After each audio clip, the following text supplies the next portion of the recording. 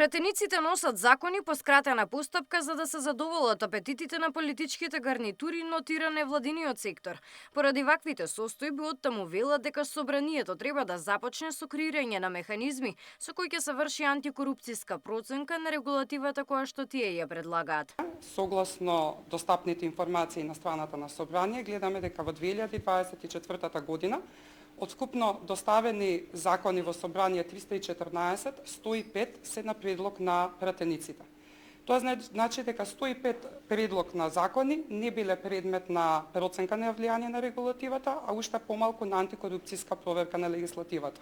Од почетокот на 2025 година, носењето на закони по скратена постапка станува позачестена пракса.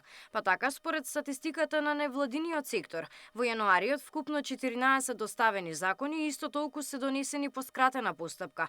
Февруариот вкупно 15, 14 се донесени по скратена постапка.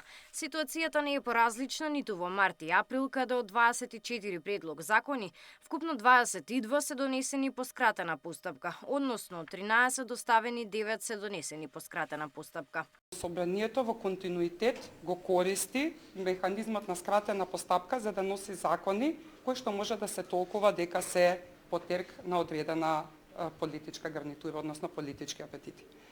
Од тука не треба да не зачуди констатацијата на граѓаните, односно нивната перцепција согласно извештајот за проценка на корупција од 2023 година, каде што за граѓаните, речиси 80% од граѓаните, пратениците се едни од најкорумпираните професии во државата. Од Институтот за демократија нотираат дека нема ниту доволно надзорни расправи во Собранието.